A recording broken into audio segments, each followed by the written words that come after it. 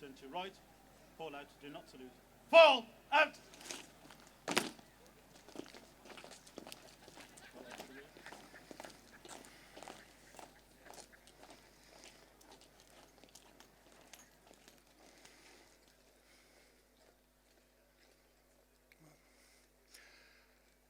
Well, welcome to Armed Forces Day at the National Memorial Arboretum. It's a very different affair this year, I'm glad to say. We will be paying our respects and remembering those who have served, who are no longer with us. But we will be directly focusing on those who served and have served, those who have done so much, those who continue to do so much in the armed forces. And you know, people often say to me when we do a thing like this, what about remembrance? Well, remembrance lives within us. Remembrance is something that lives with each of us every day. For those who we've served with who are no longer with us, those who we love but see no longer. But this is a day to be proud. This is a day to celebrate. This is a day, well, service comes in so many ways, doesn't it? In the mundane. Look at what's happened over the last 30 months. The mundane of being in a test centre, track and trace, working on vaccinations, on putting stuff on aircraft and delivering them to other countries, of ships setting sail for things for our forces in so many places. The mundane gives way to the frightening. And you know, today that's what we've come to do. We've come to remember service in every aspect, every respect. And you know, as we reflect on service and sacrifice, one of the most important things we have in the forces is selfless commitment. That service which puts others before you, that maybe they come home because you don't. That service which says we are one family. And the forces, all faiths, no faiths, many nations, one family, many branches, Army, Navy, Air Force, and I'm always told by the boots I must keep the Marines separate, so sir. Yes, each and every section, each and every part, we are different, we are one. We are many different shapes, many different components that make up a body of people who serve in so many different ways. And that's what today is about. It's about being proud. And as we stand and applaud the arrows as they went by, spot on in the time, not always like that at Brize Norton, I may add, but this time they turned up as they should and made you proud. I may well be talked to about that later. So I'd like to just give you a thought. For those of faith, it's a prayer. For those of no faith, it's a reflection. But I'd like you to take these words home, perhaps. Today, as we recognize sacrifice which pays the price demanded of it and gives of itself freely for the healing and reconciliation of all who experience and receive it, we ask that truth, justice, mercy, and that ultimate love which frees all might be ours and all humanity's this day. Amen. Let the celebrations begin.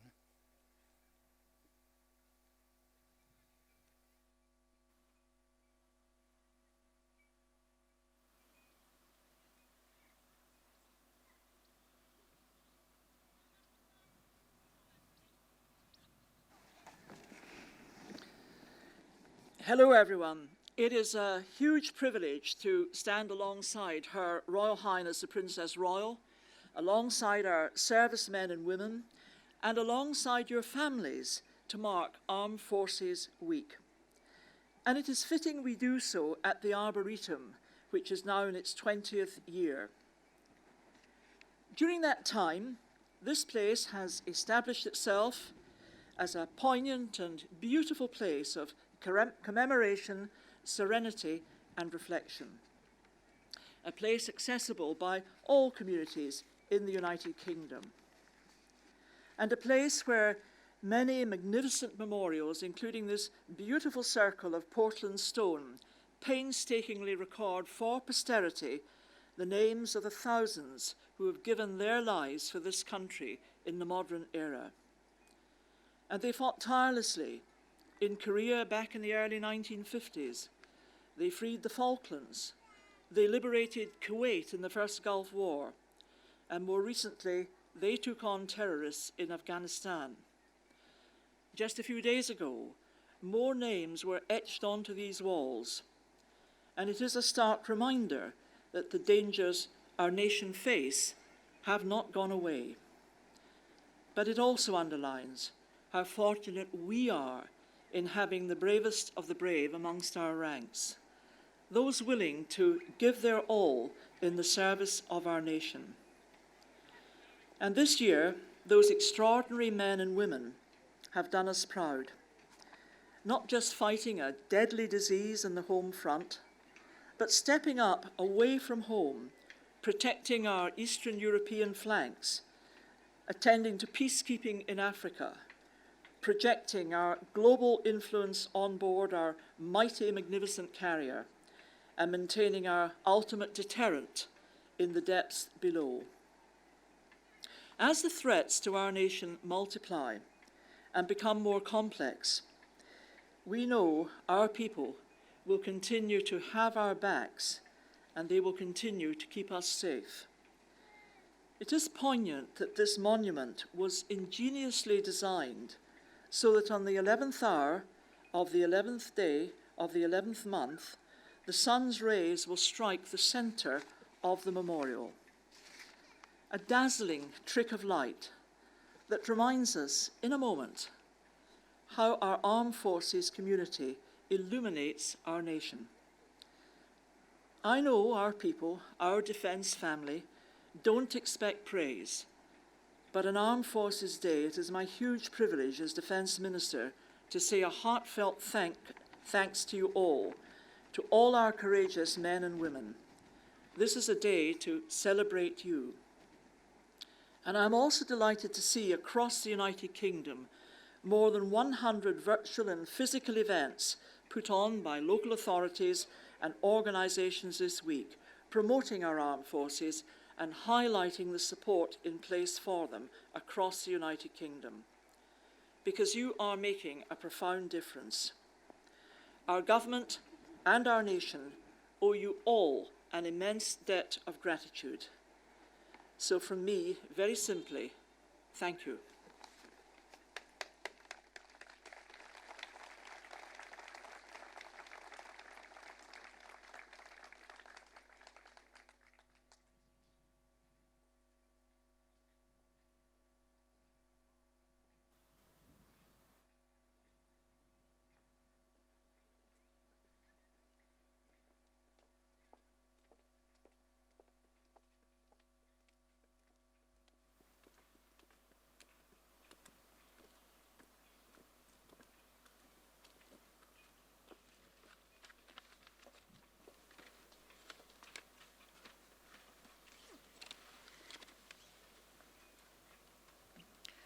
I am delighted to welcome you all here to the National Memorial Arboretum as we celebrate all that our armed forces do for us. Here at the Arboretum, we have for many years held a fun-filled weekend where families can find out about the many and varied roles of our armed forces. Today, like in more normal times, it looks set to be one of the busiest days of our year. Today, we are especially honoured to be joined by Her Royal Highness the Princess Royal, Sir Tim Lawrence, the Minister of State for Defence, Baroness Goldie, and 100 service personnel who are here as guests of the Ministry of Defence to recognise their outstanding contribution over the last 12 months. You are all most welcome.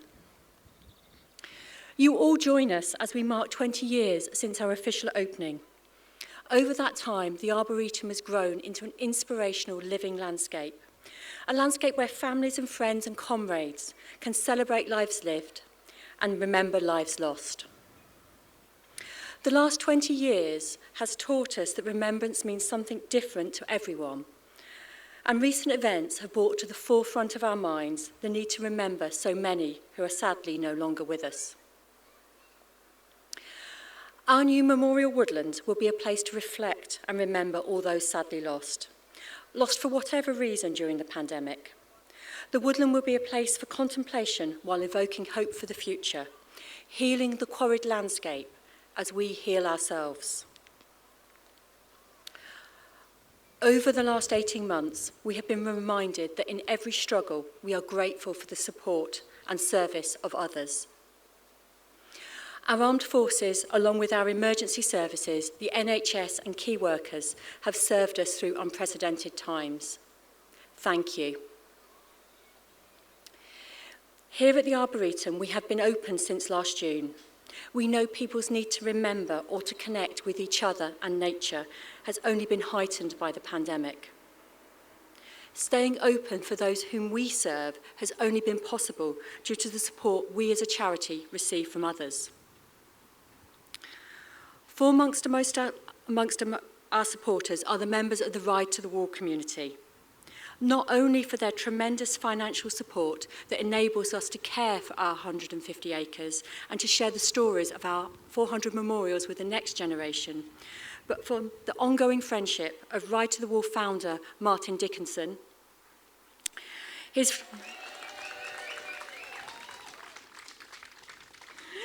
fellow trustees, patrons and the many wallers we see here every week, and we have seen wallers every week through the last year, and thank you for your support. Ride to the Wall 2020 was extraordinary in so many ways. That the community came together virtually through a poignant moving film and raised funds to support our mission here at the Arboretum is a credit to their dedication and ingenuity. I'd like to introduce Lieutenant General Paul Jakes, Ride to the Wall patron, to share the results of that hard work with us. Thank you, Philippa. Your Royal Highness, Baroness, ladies and gentlemen, and fellow wallers.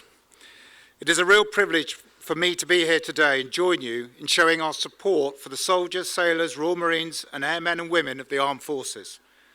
I'm a patron of Ride to the Wall, a charity for motorcyclists whose purpose is to remember those who have given their lives in the service of our country. We do this by riding on the first Saturday of October to the Armed Forces Memorial behind us, our wall. This impressive memorial remembers those who have given their lives in the service of our country since 1945. This commemorative event now involves over 5,000 motorbikes and 10 to 12,000 people coming together from all over Europe to share an amazing and moving act of remembrance. Many of those who ride to the wall are ex-servicemen and women who come to remember those they served with. Others are family and friends of those remembered on the wall. And there are those who just want to come and show their support to those willing to pay the ultimate sacrifice in the service of their country. All are bound by a comradeship formed through a love of motorcycling and a desire to pause and remember those who no longer ride by our side. The charity, founded by Martin Dickinson, started in 2008 and has since then raised over 1.1 million to support the National Memorial Arboretum and in particular make the venue free for all, an achievement of which the charity is really proud and grateful to all its supporters. My thanks go to David, Philippa, and all the team here at the National Memorial Arboretum for all their work to develop and maintain this amazing and beautiful place of remembrance, and for making the Ride to the Wall charity so welcome. To the Ride to the Wall team, Martin the founder, all the trustees, committee and supporters who give up their time to make it all happen, thank you. I'd like to end by presenting the cheque for 2020.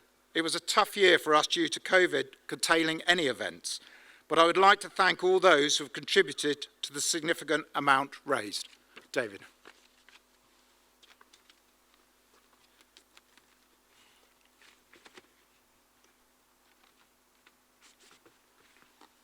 From all of us. And this year's figure, ladies and gentlemen, is £115,000.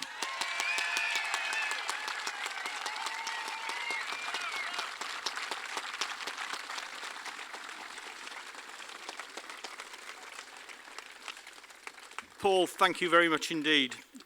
Your Royal Highness, Minister, the cheque that you've just seen presented contributes to the annual running fees of the Arboretum and enables us to stay open, free to everyone. As Paul said, the Ride to the Wall was founded by Martin back in 2008. The 13th Ride to the Wall was the ride that didn't happen. And I think you'll agree with me, for a virtual event to have raised such a sum is a phenomenal achievement. So to all the riders, thank you very much indeed for your 2020 efforts.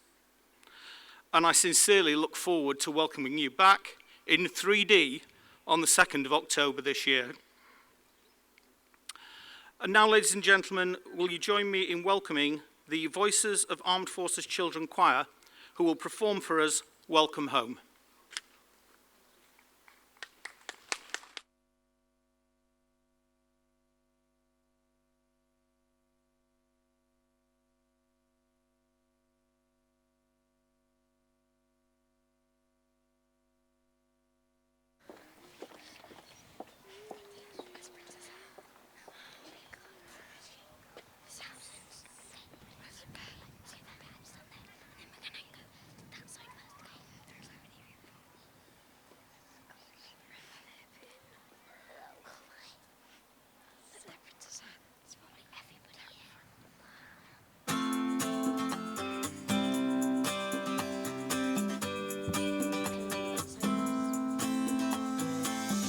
Welcome home, feeling proud together, we are family. No one's left alone. Welcome home, welcome home. Waiting at the dockyard, time is moving slow. Great anticipation, someone's coming home. Waiting at the airhead, time apart is hard. No more need to worry when you're in my arms. Welcome home, feeling proud together, we are family. No one's left alone. Come on home, it's so nice to see you. Been a while since we've had this, I know, so welcome home. Welcome home, welcome home.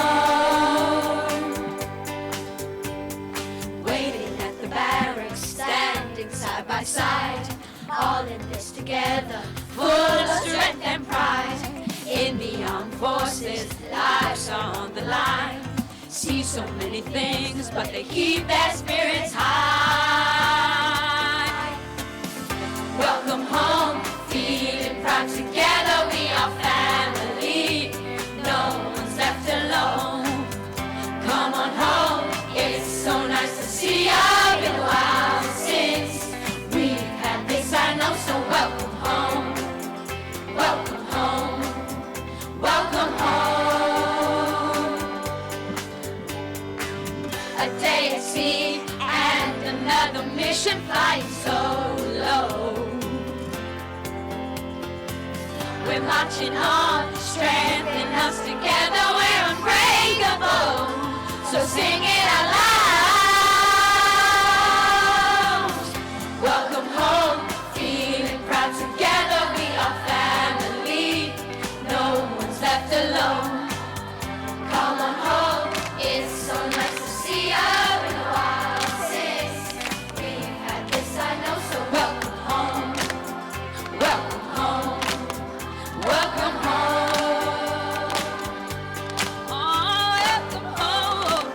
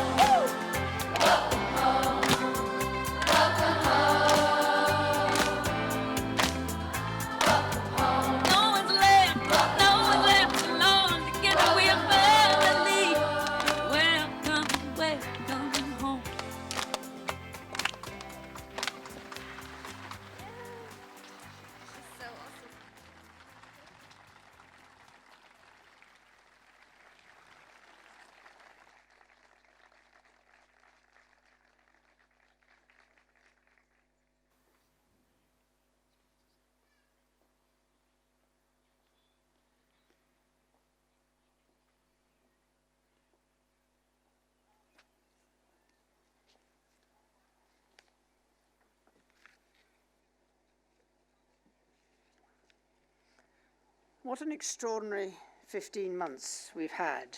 And may I say, what a real pleasure it is to see so many people in one place, hear singing and live music. There's a good reason for it, and that's excellent. This has been an extraordinary year with nobody's lives have not been affected in some way. But today we recognize our armed forces, and I would like to take this opportunity to thank them for their contribution to the response to the pandemic, as well as continuing to provide the defense that this country needs, wherever that may be. Personnel from across 3 armed services, both regular and reservists, stepped up to support the NHS when requested, provide testing support to local communities, distribute PPE, and support the vaccine rollout whenever required. Veterans also played their role, with many volunteering in their local communities to help those affected by the pandemic.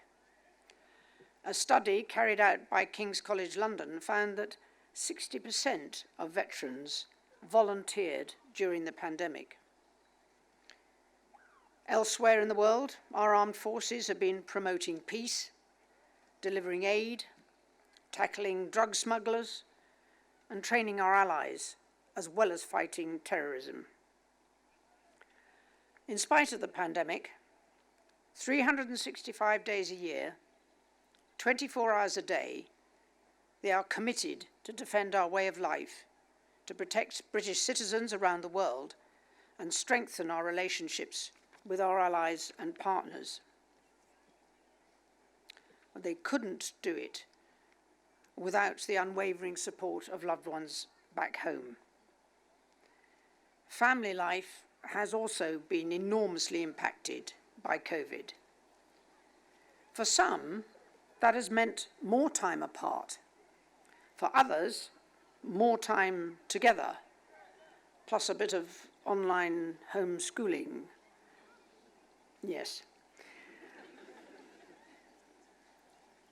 I hope that all our armed forces and families will be celebrated today.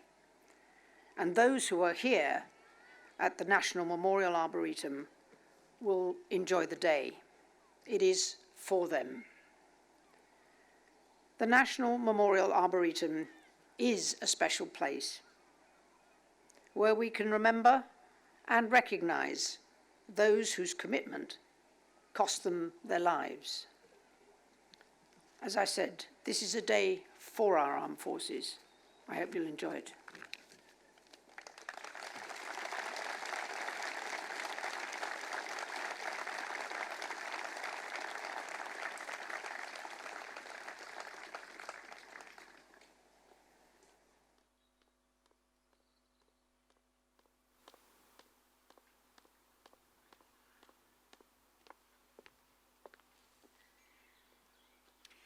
Thank you to all who have participated in and made our service a fitting tribute to our armed forces. The Armed Forces Memorial will be open again shortly. Please bear with our team while they facilitate this. In the meantime, there are lots of activities spread safely across our 150 acres. I will hope you'll enjoy exploring them with your friends and family and learn a little bit more about the many and varied roles of our armed forces. Thank you.